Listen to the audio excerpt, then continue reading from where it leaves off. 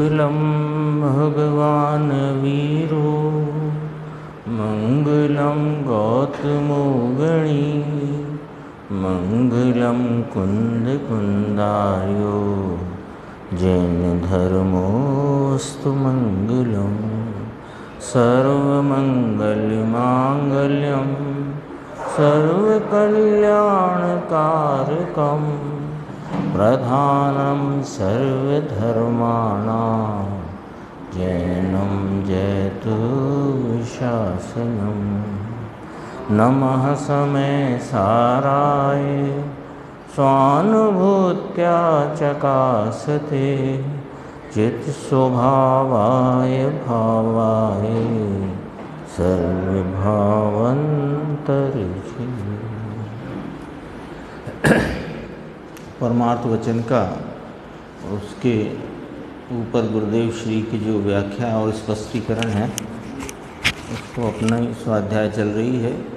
Page number 84 है कि उपादेय रूप अपनी शुद्धता, हे रूप अपनी अशुद्धता और गे रूप अन्य 6 द्रव्य। तो यहाँ गे रूप अन्य 6 द्रव्य कहे, उनमें स्वद्रव्य गे रूप तो है किंतु उसको उपादेय रूप ग्रहण किया है, क्योंकि शुद्ध द्रव्य को जाने तभी तो उपादेय करे ना। तो पहले उसे स्वयगे किया और स्वयगे को उपादेय किया, इसलिए वो गे में ना रहा, उपादेय हुआ। और अन्य द्रव्य हैं जीवादि अन्य द्रव्य, अन्य जीव और अन्य द्रव्य, उनको गे कहा। उनमें स्वद्रव्य गे रूप है यहाँ तक। इस प्रकार उपादेय कहने पर गे पना तो आ ही गया, अर्थात मात्र गे में उसकी बात नहीं की, मात्र गे कह करके नहीं छोड़ा, अपितु उपादेय पना कहा। तो कहते हैं हाँ, अन्य जीवादि 6 द्रव्य तो मात्र गे रूप ही है। गे रूप तो सभी तत्व हैं। उपादेय रूप शुद्ध जीव तथा संवर निर्जरा मोक्ष, ये प्रकट करने योग्य उपादेय, और हे रूप पुण्य पाप आश्रव और बंध, और अजीव तत्व और अन्य जीव, वो भी अजीव में ले, तो वो गे में। अजीव तत्व हे नहीं है, उपादेय नहीं है, मात्र गे है। ये मार्मिक है पंक्ति, है ना। अजीव तत्व इन्हें बाह्य निमित्त कहा।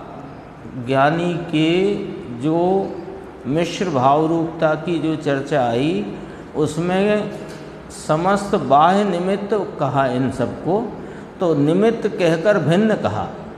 तो वे हे नहीं हैं, उपादेय नहीं हैं, मात्र गे हैं।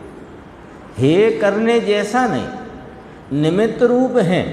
एक आता है मोक्षवाद प्रकाशक में प्रकरण, उसमें कहते हैं, पूछा गया, पंडित जी ने खुद ही प्रश्न रखा कि जब पर द्रव्यों के त्याग और ग्रहण है नहीं, अथवा उनके त्याग से जीव के परिणाम में कुछ होता नहीं, तो फिर क्यों त्याग कराया है, बाह्य पदार्थों का त्याग क्यों कराया है, ऐसा करके वहाँ पर चर्चा आई है।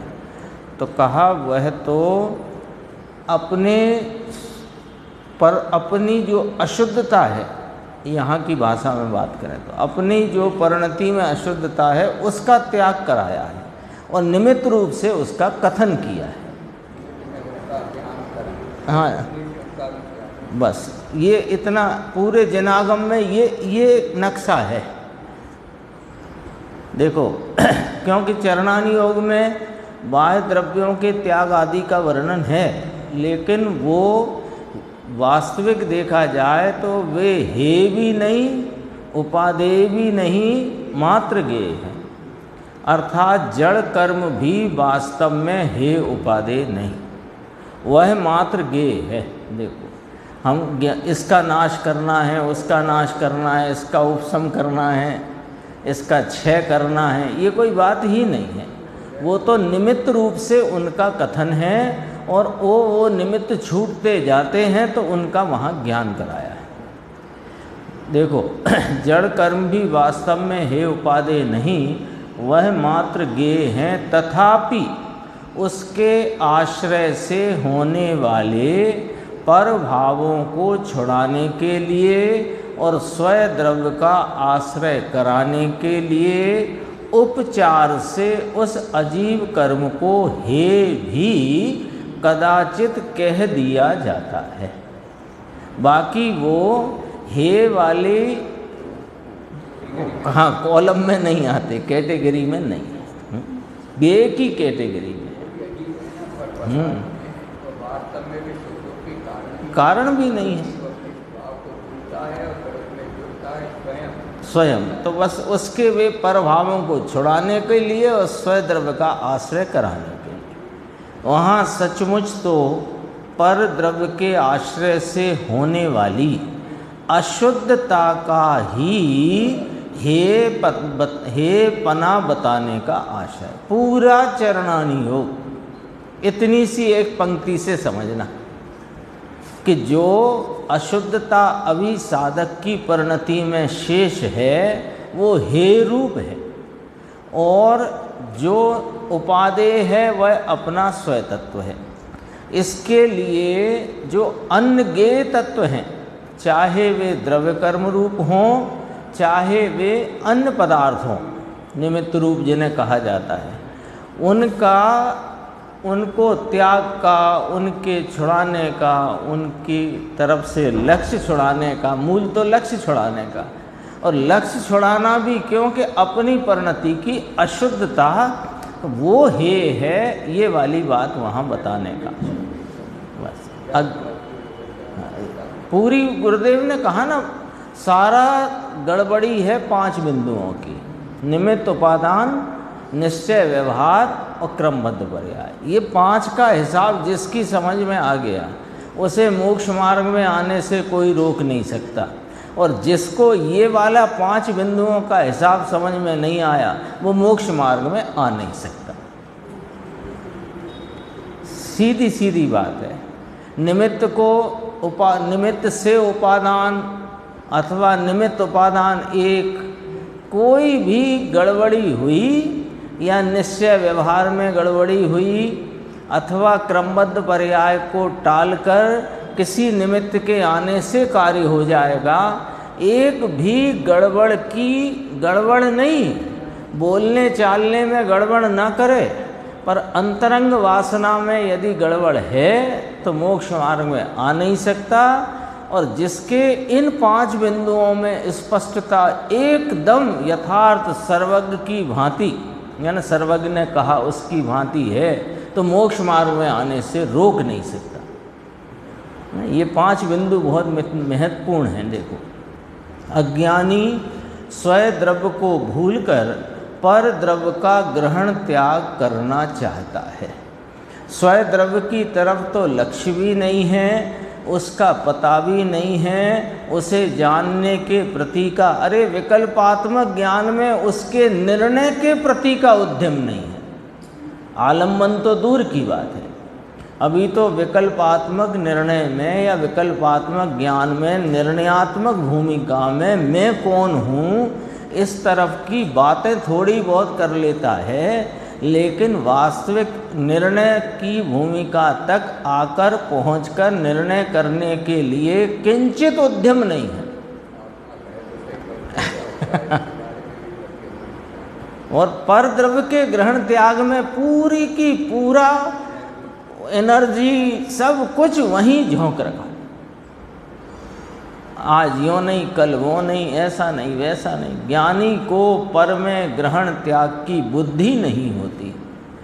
पर के संबंध में उस तरफ की, उस के आश्रय से होने वाली अशुद्धता का हेयपना बरतने से वो परिणाम उसकी हेयता का अथवा वो परिणाम के अतिरिक्त दूसरा परिणाम आता है, होता है, और तत्संबंधी निमित्त भी वहाँ पर नहीं होता है।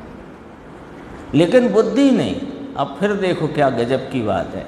मुझे छोड़ने योग्य यदि कुछ है तो मेरी अशुद्धता, और ग्रहण करने योग्य कुछ है तो मेरी शुद्धता। बस 2 बिंदु में बात पूरी। कहते हैं आहा ऐसी बुद्धि होने पर किसी के ऊपर राग द्वेष न रहा, किंचित भी पराश्रय बुद्धि न रही। अशुद्धता छोड़ने योग्य है। अशुद्धता किंचित कोई भी, भले वो मंद राग संबंधी हो, शुभ राग संबंधी हो, वो अशुद्धता प्रति क्षण हे है और मेरी शुद्धता प्रति क्षण उपादेय है। देखो, किंचित भी पराश्रय बुद्धि ना रही, मात्र निज में ही देखना रह गया। भाई तू दूसरे अजीव को अथवा पर को छोड़ना चाहता है तो असलियत सुन कि प्रथम तो वे तुझसे छूटे ही हैं, तथा दूसरा यह है कि आकाश में एक क्षेत्र में रहने रूप उनका संयोग तो सिद्धों के भी है, अर्थात उनके भी संयोग तो नहीं छूटा था। वहाँ भी आकाश प्रदेश की अपेक्षा, क्योंकि वहाँ संयोग नहीं कहेंगे, क्योंकि संयोगी भाव नहीं है इसलिए। लेकिन आकाश के समान क्षेत्र अपेक्षा अवगाहिते तो वही है ना। जगत में छयों द्रव्य सदा काल एक क्षेत्र अवगाह रूप रहने वाले हैं। बताओ, कोई सा क्षेत्र ले लो जहाँ 6 द्रव्य में एक द्रव्य कम हो, कोई प्रदेश आकाश का, वहाँ जीव भी है, पुद्गल परमाणु भी हैं, काल के परमाणु कालाणु जो हैं वो भी हैं, और धर्मास्ति अधर्मास्ति आकाश तो स्वयं सर्वव्यापी, यानी लोकाकाश में धर्मास्ति अधर्मास्ति का है और आकाश तो सर्वव्यापी है ही। तो कौन सा प्रदेश जहाँ 6 द्रव्य नहीं? हाँ, ठसाठस भरी। इसलिए पर को छोड़ने की तेरी बुद्धि मिथ्या है। कहाँ छोड़ के जाएगा? कहाँ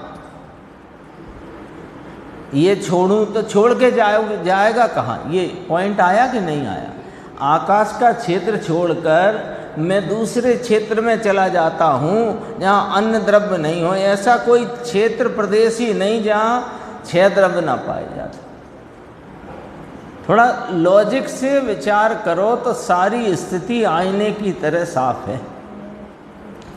नहीं, एक तो ये लॉजिक आ गया। अब दूसरा, इसी प्रकार पर का एक अंश भी कभी तेरे स्वरूप में आता नहीं, इसलिए पर को ग्रहण करने की बुद्धि भी मिथ्या है। त्याग की बात कर दी, ग्रहण की बात करते हैं। कभी एक अंश है ना, अनंता अनंत पुद्गल परमाणु इस जीव के असंख्यात प्रदेशी विस्तार में, जो भी संकोच विस्तार जिस समय है, वहाँ अनंत पुद्गल परमाणु विद्यमान है।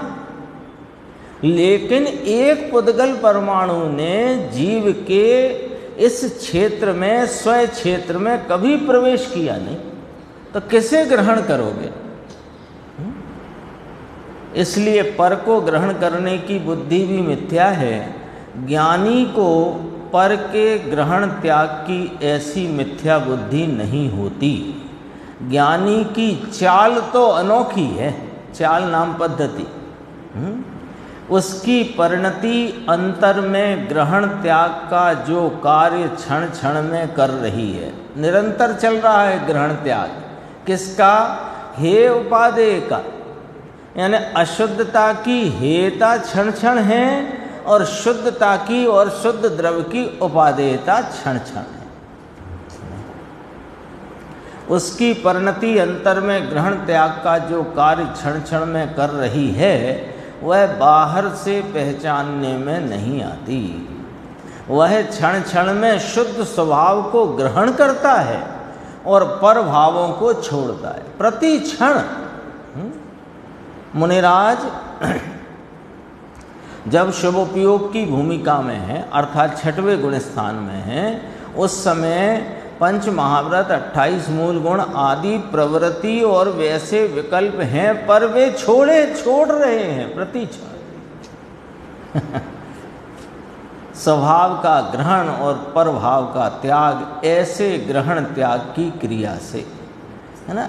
देखो, व्यवहार की भाषा यूँ कही जाएगी कि अंतरंग में स्थिरता विशेष बढ़ने से पंच महाव्रत अंगीकार किए, या दो कषाय चौकड़ी की अभाव रूप श्रावक की भूमिका स्थिरता बढ़ने से, असली की बात कर रहे हैं, तो असली श्रावक ने भी स्थिरता बढ़ने पर देश व्रत आदि अंगीकार किए, प्रतिमाएं अंगीकार करी। अरे ये तो व्यवहार कथन है।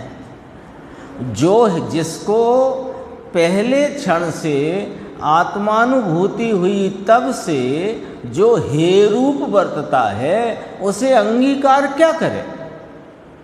ये तो एक उसकी अंतरंग स्थिरता बताने के लिए ये बात कहने में आई है कि उसने अंगीकार किया। देखो ये तो शास्त्र कैसे पढ़ना और कैसे अर्थ निकालना, ये तो गुरुदेव सिखा सकते हैं और उन्होंने ही सिखाया है। ये कुछ को बताया जाता है, हाँ बात है, तो वो कहने में आएगा। 5 महाव्रत अंगीकार किए, 13 प्रकार का चारित्र अंगीकार करके आदि इत्यादि सब कथन आएंगे, लेकिन हर समय हेता चल रही है। जिसको अंगीकार करने का कथन किया जा रहा है, जिन सर्वज्ञ के शासन में, आगम में, उसको उसका हेपना निरंतर चल रहा है। ये पढ़ा ना अपन ने, देखो, क्षण क्षण में शुद्ध स्वभाव को ग्रहण करता है और पर भावों को छोड़ता है।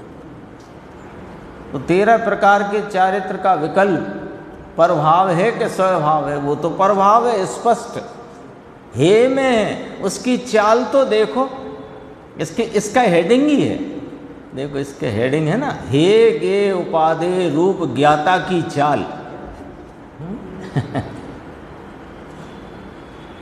स्वभाव का ग्रहण और परभाव का त्याग, ऐसे ग्रहण त्याग की क्रिया से वह मोक्ष का साधन कर रहा है, इसलिए उसे साधक कहा है। अपना तो चश्मा उल्टा, दृष्टि उल्टी, समझ उल्टी, सारा का सारा उल्टा पड़ा है। हम सोच रहे हैं कि देखो 13 प्रकार का चारित्र या अणुव्रत आदि अंगीकार करके ये मोक्ष मार्ग में आगे बढ़ रहे हैं।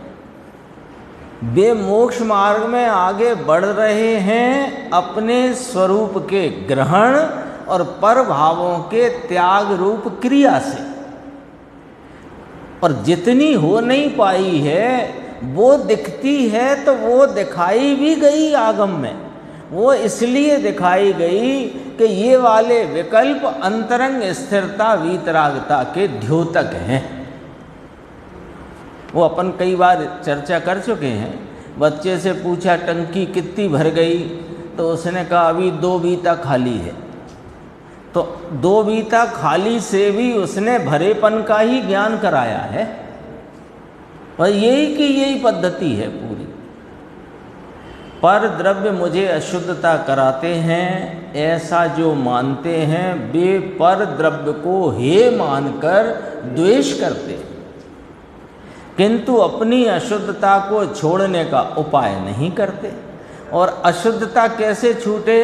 ये कौन सी अशुद्धता छोड़ना चाहता है कि तीव्र राग वाली अशुद्धता को छोड़कर मंद राग की अशुद्धता ग्रहण करके अपने को शुद्ध हुआ या शुद्ध हो जाऊंगा, ऐसा मानता है। जबकि शुद्ध स्वभाव के आश्रय से, सुबह तो कितनी अच्छी पंक्ति थी 16वीं गाथा में कि केवल ज्ञान में आत्मा जो परमात्मा तत्व है, परमात्मा प्रगट परमात्मा, तो प्रगट परमात्मा को जानकर शुद्धात्मा को पहचान कर उसका आलम्बन लो, उसको ही ध्याओ।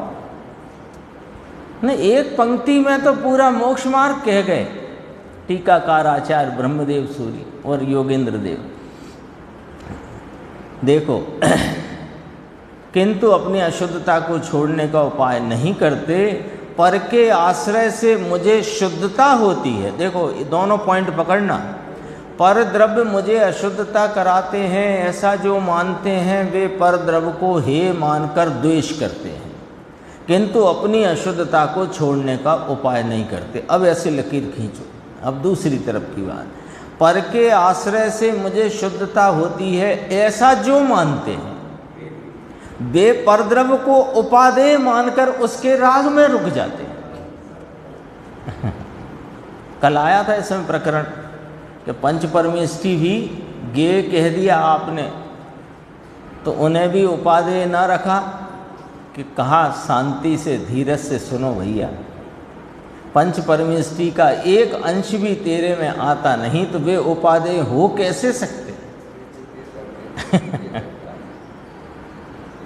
किंतु स्वयं द्रव्य का आश्रय करके शुद्धता को नहीं साधते। 1 2 3 4 पौने 5 लाइन अज्ञानी की भूल क्या चल रही है, पौने 5 लाइन में बोलो, है ना। अपन सुनते जाओ पढ़ते जाओ, सुनते जाओ पढ़ते जाओ, उसका हल तो निकलना चाहिए। इसी में आने वाला प्रकरण, तो हल तो निकलना चाहिए, तो हल आता ही नहीं।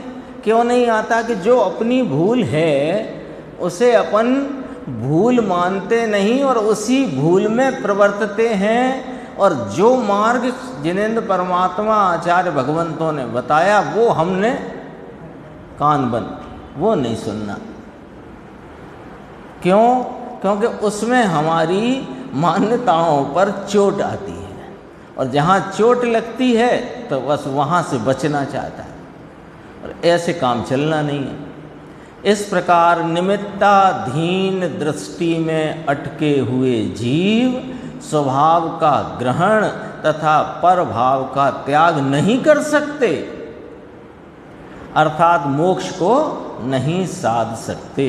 अहो एक बार ये समझ ले तो वीतरागता प्रकट हो जाए, अभी उसके लिए कोई अनुष्ठान की आवश्यकता भी नहीं है। बस सच्ची समझ, और सच्ची समझ पूर्वक जो अपना उपादेय तत्व है उसको उपादेय कर ले और राग आदि को हे कर ले, तो ये आ गया ना। देखो, स्वभाव का ग्रहण तथा परभाव का त्याग। जो कर सके वो मोक्ष को साध सके, और जो नहीं कर सकता वह मोक्ष को नहीं साध सकता। इसीलिए नीचे कहा एक बार ये समझ ले तो वीतरागता प्रकट हो जाए, परिणति स्वाश्रय की तरफ झुककर मोक्ष उन्मुख चलने लगे, मोक्ष की तरफ चलने लगे। ये धर्मी की चाल है। अब यहाँ भी गुरुदेव ने बहुत अच्छा याद किया है। पंडित बनारसी दास जी ने उपादान निमित्त के दोहे भी रचे हैं। दोहे तो केवल 7 ही हैं, किंतु उसमें स्पष्टता विशेष है। भैया भगवती दास जी ने 47 लिखे, बनारसी दास जी ने 7 लिखे। इसी में है, पढ़ना हो तो अपन पढ़ सकते हैं, 7 हैं। उसमें वे कहते हैं कि सदैव वस्तु असहाय जहाँ तहाँ निमित्त है कौन। जब ये वस्तु अपना स्वय तत्व किसी की सहायता के बिना ही साधा जा सकता है, अनंते सिद्ध हो गए उन्होंने साधा है, फिर निमित्त है कौन।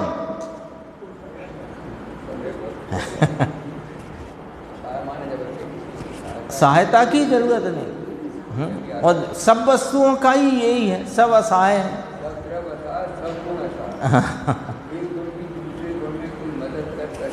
ऐसा है ही, जहाँ समस्त वस्तुएं असहाय पने अन्न की सहायता बिना ही सदती हैं, नाम प्रवर्तती हैं, वहाँ निमित्त उनमें क्या करेगा। प्रश्नवाचक, कुछ भी नहीं। निमित्त कुछ सहायता कर सकता है ऐसा बनता ही नहीं।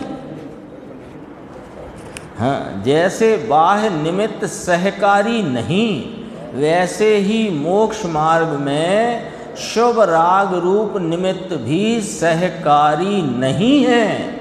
वह भी मोक्ष मार्ग में बिल्कुल अकिंचित कर हैं। यह बात विशेष रूप से समझना आवश्यक है। तुल्यो साहब आगम में तो कहा है शुभ राग रूप निमित्त को सहकारी कहा है, तो कहा वह तो व्यवहार से उपचार करके कहा है। यानी अब इस पद्धति में आओ, आगम पद्धति के भाव जो अध्यात्म पद्धति से बिल्कुल न्यारे हैं, शुभ राग रूप भाव। शुभ राग रूप भाव कहाँ डालेंगे? अपना ब्लैक बोर्ड लगा है यदि यहाँ, तो आगम पद्धति में। तो आगम पद्धति के भाव जो हैं वे अध्यात्म पद्धति से न्यारे हैं, हाँ, बंध पद्धति के हैं, संसार मार्ग रूप हैं। उनको उपचार करके व्यवहार से आगम पद्धति में उनको सहकारी कहा है। और ज्ञानी तो अध्यात्म पद्धति में चलने वाले हैं, उनके लिए तो दो ही चीज़ हैं, ये हे उपादेय और गे, जिसकी अभी चर्चा यहाँ प्रसंग में है। ये बात को समझना, देखो गुरुदेव ने अपने को इस पर जोर दिया है। यह बात विशेष रूप से समझना आवश्यक है कि शुभ राग रूप निमित्त भी सहकारी नहीं, और वह भी मोक्ष मार्ग में बिल्कुल अकिंचित कर है। बोलो, अकिंचित कर शास्त्र का शब्द है, लेकिन उसका अर्थ तो सीधा सच्चा है। आ माने नहीं, किंचित माने जरा भी, कर माने कार्यकारी। जरा भी कार्यकारी नहीं है, इसका नाम अकिंचित कर है।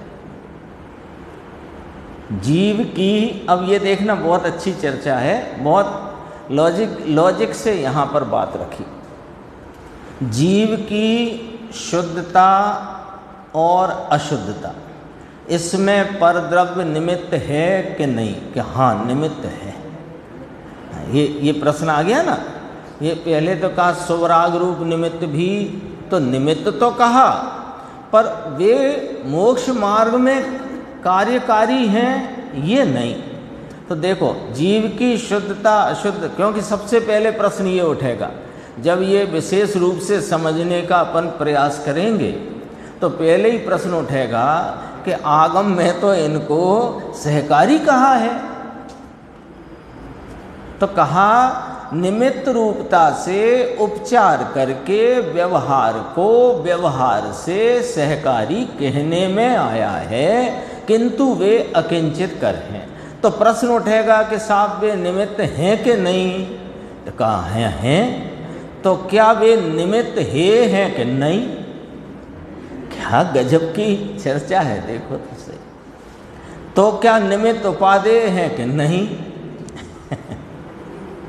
बोलो, क्या गजब की बात। शुभ राग के प्रशस्त निमित्त देव गुरु शास्त्र आदि वे और अन्य घर स्त्री पुत्र कुटुंब, तो शुद्धता अशुद्धता में उनका निमित्त पना है कि हाँ, उनका निमित्त पना है, लेकिन उनसे शुद्धता अशुद्धता नहीं होती है। निमित्त पना है का मतलब तो यही हुआ।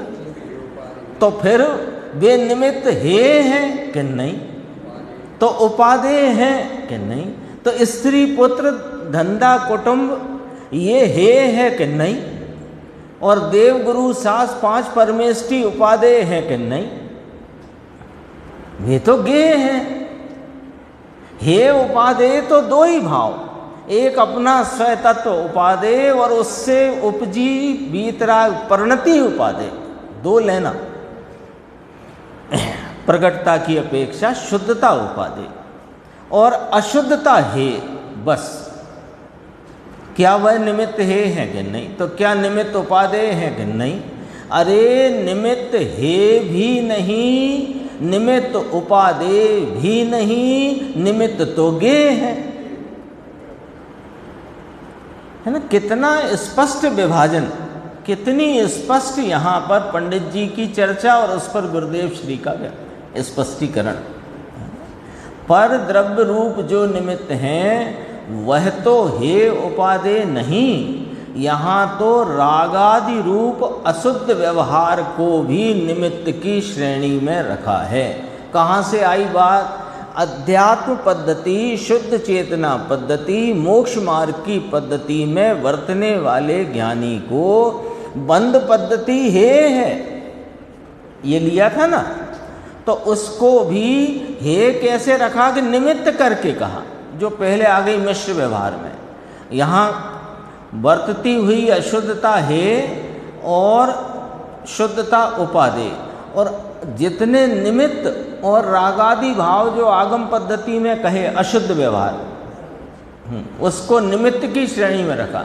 ये चर्चा अपनी आई थी बाह्य निमित्त है जो इसके पहले का प्रकरण था उसमें, और शुद्ध सद्भूत व्यवहार को ही धर्मी के व्यवहार में परिगणित किया गया है।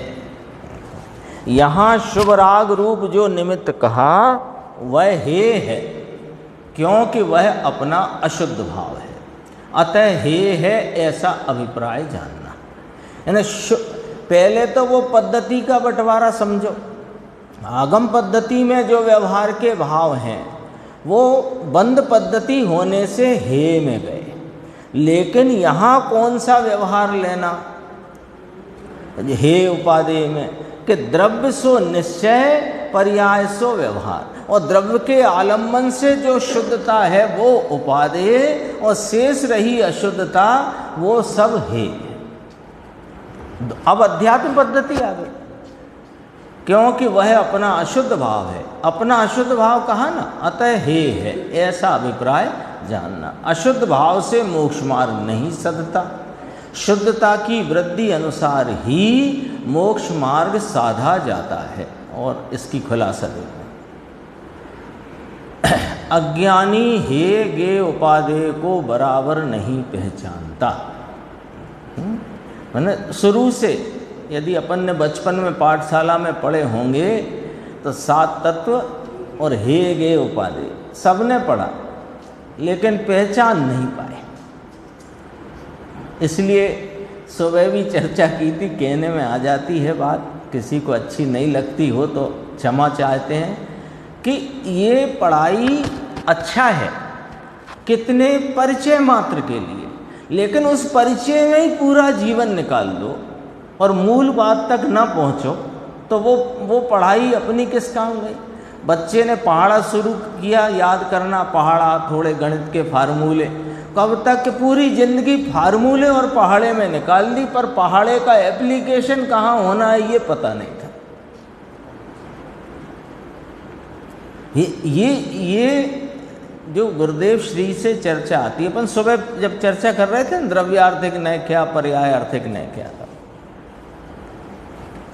ये बराबर पहचानता नहीं, अर्थात अज्ञानी, अर्थात हे गे उपादेय की शक्ति उसमें नहीं है, निशक्त है। नाम जानता है, उनका परिभाषा जानता है, उनका क्या परिचय है वो जानता है, लेकिन शक्ति नहीं, निशक्त है। धर्मी जीव हे रूप प्रभावों को हे जानता है, उपादेय रूप अपने शुद्ध द्रव्य पर्यायों को उपादेय जानता है। इसमें देखो बात एक और स्पष्ट होती है पूरी चर्चा में, कि कोई ऐसा सोचे कि जो भूमिका में शुभ भाव आएगा वो तो उपादेय है, और भूमिका के अतिरिक्त या पूर्व के जो भाव हैं वे हे हैं, ऐसा बिल्कुल भी नहीं है। इसलिए कोई ऐसा भी कहता अभी से ही हे कर दें क्या, अभी से ही हे कर दें, अरे अभी से ही करना पड़ेगा ना। हे क्या है, उपादेय क्या है, भाव तो आते रहेंगे जब तक पूर्ण वितराग नहीं हो जाओगे, वे तो आते रहेंगे भाव, लेकिन वे हे हैं और अपना स्वतत्व है वो उपादेय है। ये तो पहली चोट में नक्की करना पड़ेगा, पहली चोट में। ऐसे नहीं चलता है मोक्ष मार्ग का हिसाब, इसीलिए तो ये चर्चा आई है। देखो धर्मी सबसे पहले तो नहीं, ये लगता है कि देखो ज्ञानी को भी ये भाव होते हैं, श्रावक को ऐसे भाव होते हैं, मुनिराज को ऐसे भाव होते हैं, तो ये इस भूमिका में तो वे उपादेय हैं, और इसके पूर्व की जो इनकी भूमिका नहीं है वे भाव हे हैं। सब ही है, राग मात्र है, तब बीतराग भाव उपादेय होगा ना। पहले यही यहाँ कहा, हे गे उपादेय की पहचान ही नहीं है। हे तो हे करने का अर्थ ग्रहणा नहीं होती है, उसको त्याज्य है, वे मुझे नहीं चाहिए, वे मुझे नहीं चाहिए, मुझे तो स्वरूप के आलम्बन से वर्तने वाली शुद्धता और शुद्धता की वृद्धि चाहिए, बस। उपादेय रूप धर्मी जीव हे रूप पर भावों को हे जानते हैं। उपादेय रूप अपने शुद्ध द्रव्य पर्यायों को, देखो आ गई, शुद्ध द्रव्य और उसके आलम्बन से होती पर्यायें, शुद्ध द्रव्य पर्याय को संवर निर्जरा, शुद्ध द्रव्य पर्यायों को उपादेय जानता है और गे रूप समस्त पदार्थों को गे जानता है। इसकी खतौनी सही तो इसकी बैलेंस शीट सही चल रही है और मुनाफे का धंधा चलता है, मुनाफा है ना ये तो स्वरूप में आनंद की बढ़वारी का मुनाफा। अर्थात हे गे उपादेय की शक्ति ज्ञानी को प्रकट हुई है। ज्ञाता की ये शक्ति गुण स्थान अनुसार बढ़ती जाती है। चौथे गुण स्थान में अब इसको समझाते हैं। चौथे गुण स्थान में अनंतानुबंधी कषाय का त्याग है, सम्यक्त व स्वरूपाचरण रूप शुद्धि प्रगति है तथा स्वयं को जाना है। आ गए, हे उपादेय गे चौथे गुण स्थान आ गया ना। पांचवें गुण स्थान में अनंतानुबंधी तथा अप्रत्याख्यान इन दोनों कषायों का त्याग हुआ है तथा स्वरूपाचरण चारित्र के उपरांत देश संयम चारित्र की शुद्धि प्रगति है। अर्थात हे उपादेय शक्ति बड़ी है और स्वयं को पकड़ने की शक्ति भी बड़ी है। अभी स्वयं लिया यहाँ। छठवें सातवें गुण स्थान में तीन कषायों के त्याग जितनी शक्ति प्रगटी है और संयम दशा के योग शुद्धता बड़ी है। नाम तो वो ही लिए, ऐसा नियम सार में भी है।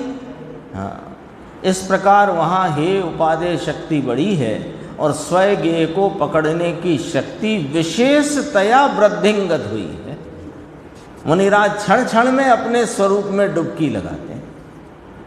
इस तरह गुण स्थान अनुसार अशुद्धता हे होती जाती है। यहाँ हे होती जाती है का अर्थ ये ना लगाना कि अब हे करना बढ़ गया।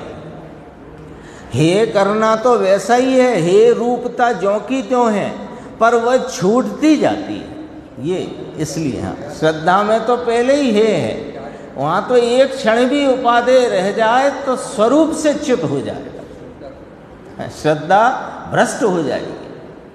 शुद्धता उपादेय होती जाती है। इस प्रकार हे उपादेय शक्ति बढ़ती जाती है और ज्ञान की शक्ति भी बढ़ती जाती है। यहाँ बात करना है, पहले भी की थी, अब फिर करना है कि ज्ञान कैसे बढ़ता है। एक प्रश्न आ गया था कि गुणस्थान अनुसार शुद्धता बढ़ती है, अशुद्धता घटती है, ये तो ठीक, पर ज्ञान कैसे बढ़ता जाता है?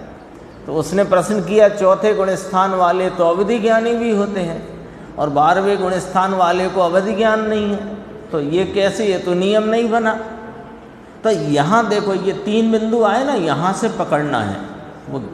हाँ, स्वयं को जान लिया है, स्वरूप संचेतन हुआ है, फिर स्वयं को पकड़ने की शक्ति बढ़ गई है 5वें गुण स्थान में, तो वो स्वरूप संचेतन वाला जो ज्ञान है वो बढ़ गया है। और तो वो ज्ञान का ज्ञान से मिलन और पकड़ने की शक्ति उसमें बढ़ गई है। और फिर मुनिराज का कहा ज्ञान में ही वो होती है, तो हे उपादेय शक्ति जब बड़ी है माने ज्ञान की शक्ति हाँ, बड़ी है। वो उसने हिसाब लगाया कि अवधि ज्ञान क्षयोपशम ज्ञान है तो अवधि ज्ञान है, तो वो तो चौथे गुण स्थान वाले को पहले ही ज़्यादा है और 12वें वाले को कम है, कि इसको ज्ञान कहते ही नहीं। वास्तविक ज्ञान तो स्वरूप संवेदन है, उसका नाम सम्यक ज्ञान है। और वहाँ से वो सम्यक ज्ञान का अर्थ है स्वरूप संचेतना की शक्ति, तो वो सम्यक ज्ञान बढ़ रहा है। तो यहाँ मुनिराज के लिया कि स्वयं को पकड़ने की शक्ति विशेषतया वृद्धिंगत हुई है। इस तरह, हाँ, इसलिए इस प्रकार हे उपादेय शक्ति बढ़ती जाती है। अपन यहाँ पढ़ रहे थे तीसरी लाइन, ज्ञान की शक्ति भी बढ़ती जाती है तथा उस गुण स्थान के योग क्रिया यानी शुभराग और बाह्य क्रिया होती है। करते हैं नहीं लिखा। इसी बात को चरणानी योग की शैली कहती है कि वे करते हैं और करो, उपदेश की शैली है, पर वहाँ होता है। यद्यपि एक गुण स्थान में, चर्चा भी आ गई है फिर दोबारा ली गुरुदेव ने, यद्यपि एक गुण स्थान में भी भिन्न भिन्न अनेक जीवों की अलग अलग क्रिया होती है, तथापि वह क्रिया उस गुण स्थान के योग्य ही होती है, उस भूमिका के बाहर की नहीं होती, उससे विरुद्ध नहीं होती। जैसे करोड़ों मुनि छठवें गुण स्थान में हो, ये थोड़ा समझना बहुत अच्छी यहाँ पर गुरुदेव ने घटित किया है। करोड़ों मुनि छठवें गुण स्थान में हों और उनमें से कोई स्वाध्याय, कोई ध्यान, कोई आहार, कोई विहार, कोई आलोचना, कोई प्रायश्चित, कोई उपदेश, कोई तीर्थ वंदना, कोई जिन स्तवन, कोई दिव्य ध्वनि श्रवण इत्यादि, ये सब छठवें गुण स्थान के हैं। तो अब करोड़ों मुनि छठवें गुण स्थान में है, ये सब छठवें गुण स्थान की ही क्रिया है इत्यादि। कहाँ गया, 88 आएगा, है ना। हाँ, भिन्न भिन्न क्रियाओं में प्रवर्तते हैं, किंतु कोई वस्त्र पहनता हो, कोई पात्र में भोजन करता हो, कोई सदोष आहार लेता हो यानी उद्दिष्ट आहार आदि ले, ऐसी क्रियाएं छठवें गुण स्थान में संभव नहीं है, विरुद्ध नहीं होती। इसी प्रकार चौथे गुण स्थान में जिन प्रभु की पूजा, मुनिराज आदि को आहार दान, स्वाध्याय, शास्त्र श्रवण आदि शुभ कार्य तथा व्यापार आरंभ आदि अशुभ कार्य, यदा कदा स्वरूप का ध्यान आदि क्रियाएं होती हैं, किंतु कुदेव कुगुरु का सेवन कर ले ऐसा नहीं होगा। बुद्धि पूर्वक त्रस, हिंसा, मांस भक्षण आदि क्रियाएं संभव नहीं है। इस प्रकार राग और बाह्य क्रियाएं यद्यपि निमित्त हैं, तथापि वे गुण स्थान के अनुसार होती हैं, विरुद्धता नहीं होगी। भिन्न भिन्नता इतनी होगी असंख्यात प्रकार की, लेकिन विरुद्धता नहीं होगी। 13वें गुण स्थान में लो, 13वें गुण स्थान में केवल ज्ञानी प्रभु के योग का कंपन, दिव्य ध्वनि, गगन में मंगल विहार आदि क्रियाएं होती हैं, किंतु वहाँ रोग, आहार अथवा भूमि गमन जैसी क्रियाएं नहीं होती हैं।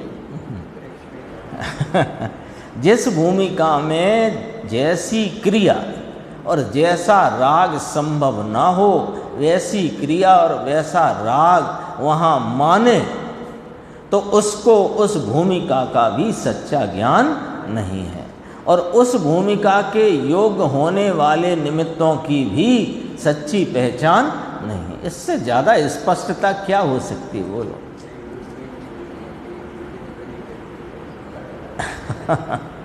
अब हे के संबंध में सुनिए, ये भी प्रकरण बहुत गंभीर है।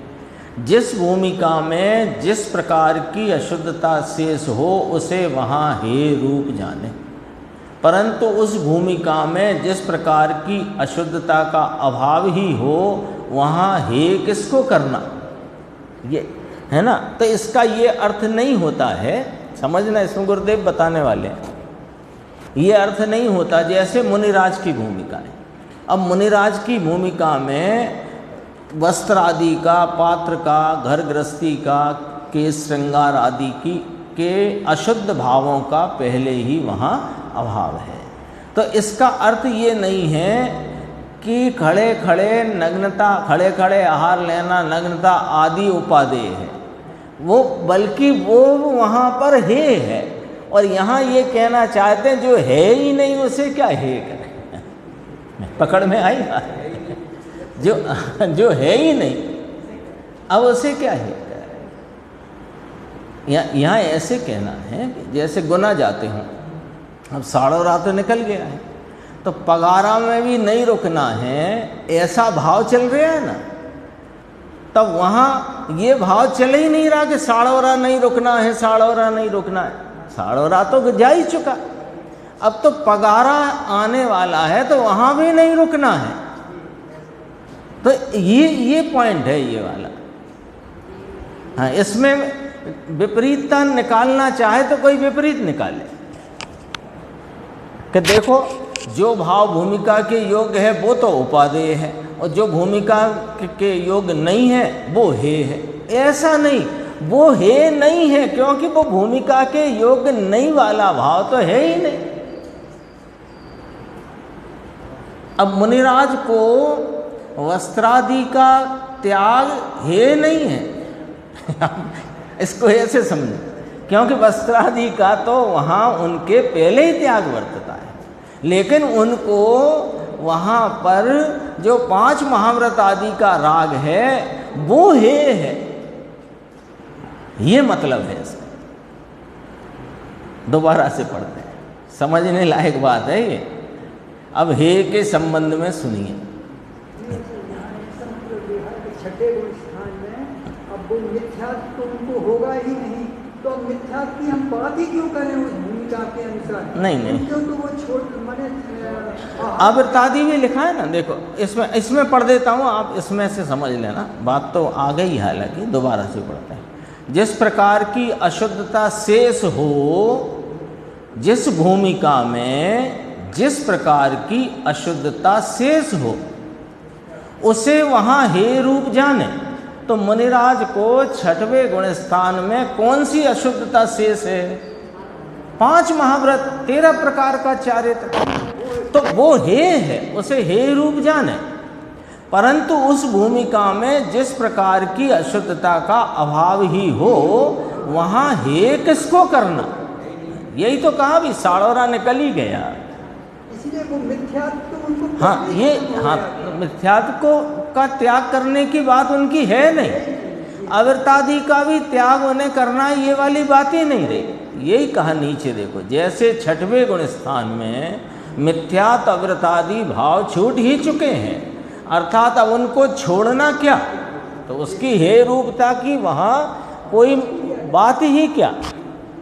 इसलिए वहाँ हे रूप में उन अव्रतादि को न लेना, अपितु उस भूमिका में जो महाव्रतादि संबंधी शुभ राग विद्यमान है, वर्त रहा है, वह राग ही वहाँ हे रूप है। कारण कि छोड़ने योग्य तो, पॉइंट तो वही चल रहा है, छोड़ने योग्य तो निज में होने वाली, रहने वाली अशुद्धता है। अपन उल्टा पकड़ते हैं, अपन उल्टा पकड़ते हैं कि जिस भूमिका में जो राग हो वो तो उपादेय है, और जो है नहीं उसे हे कर लो। अब वो तो उसे क्या हे करो, वो तो गया। अब तो जो इसमें कितना स्पष्ट है, विद्यमान है, वर्त रहा है, वह राग ही वहाँ हे रूप है।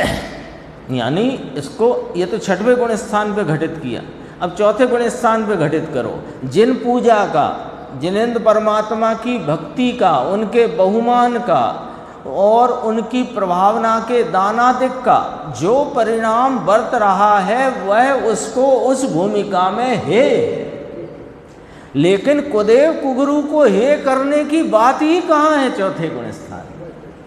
ये पॉइंट है। अपने को अपन कैसे पकड़ते? ज्ञानी को भी होते हैं ना, तो ज्ञानी को भी होते हैं तो उपादेय रहे ना। अरे ज्ञानी को तो वे हे है, उल्टी पकड़ है ना, उल्टी पकड़। किंतु अपने में जो अशुद्धता है ही नहीं उसको क्या छोड़ना। इसलिए हो गया कि पूरा ही नहीं है, थोड़ा सा और है। इसलिए हे पना भी गुण स्थान अनुसार जानना। अभी ज्ञान शक्ति की बात करी थी, गे की, स्वय गे लेकर के। केवली भगवंत को अब कोई मिथ्यात्व अथवा रागादिक को हे करना रहा नहीं, उनके तो वे भाव छूट ही चुके हैं, उनको छोड़ना क्या। इस तरह सर्वगुण स्थानों में जो अशुद्धता विद्यमान हो उसका ही हे पना समझना। जैसे जैसे गुणस्थान बढ़ता जाता है वैसे वैसे हे रूप भाव घटता जाता है और उपादेय रूप भाव बढ़ते जाते हैं। अंत में हे रूप समस्त भाव छूटकर सर्वथा प्रकार से उपादेय ऐसी सिद्ध दशा प्रकट होती है। फिर वहाँ हे उपादेय पने की कोई प्रवृत्ति शेष नहीं रहती, वहाँ कृत कृत्यपना है। ये सिद्धों को कृत कृत्य कहा ना, कृत माने कर लिया है, कृत्य माने करना योग्य जो था, तो वो किया जा चुका है, तो जो किया जा चुका है उसे क्या करना, इसका नाम कृत कृत्यपना। देखो जैसे जैसे हे उपादेय शक्ति बढ़ती है तदनुसार गुण स्थान भी बढ़ता है, ऐसा कहा।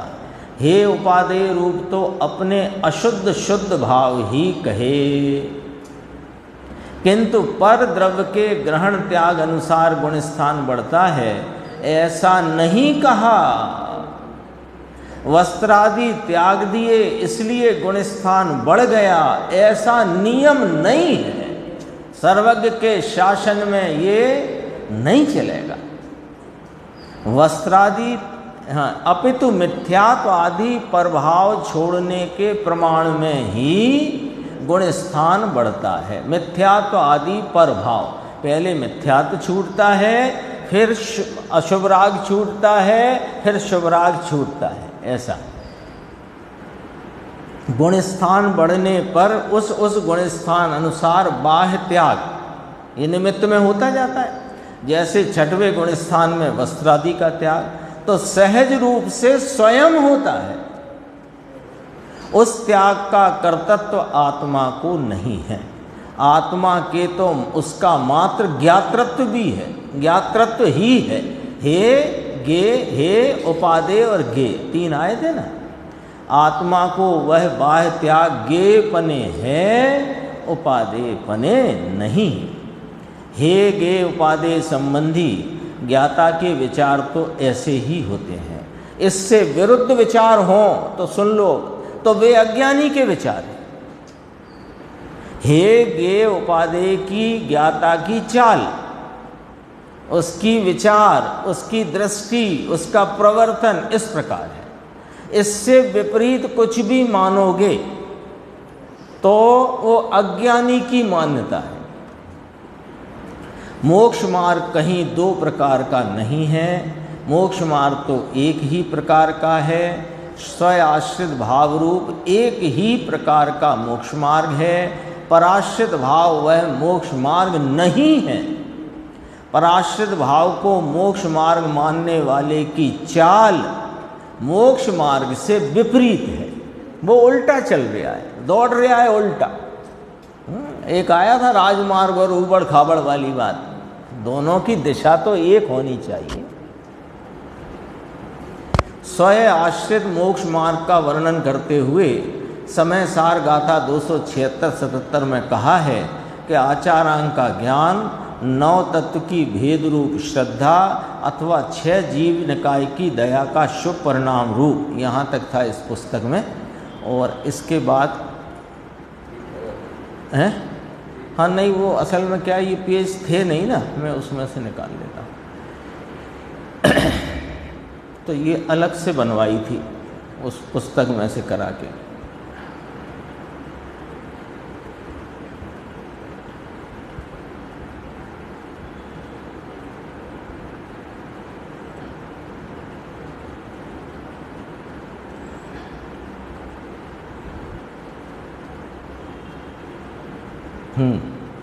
आचारांग का ज्ञान, नौ तत्व की भेद रूप श्रद्धा अथवा 6 जीव निकाय की दया का शुभ परिणाम रूप व्यवहार चारित्र, ऐसे जो पराश्रित भाव उनके आश्रय से सम्यक दर्शन ज्ञान चारित्र रूप मोक्ष मार्ग मानने में दोष आता है।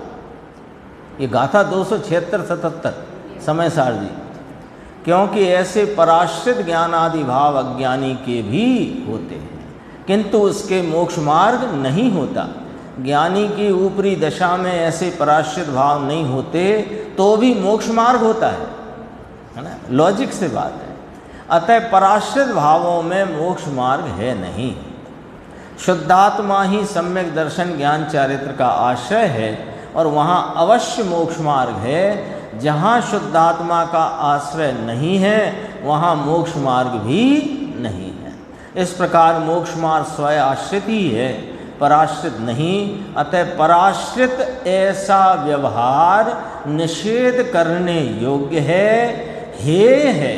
स्वयं सत्ता के अवलंबन से ही धर्मी जीव मोक्ष मार्ग को साधता है, परावलंबी ज्ञान आदि को मोक्ष मार्ग वह नहीं मानता। शेष चर्चा आगे की साथ।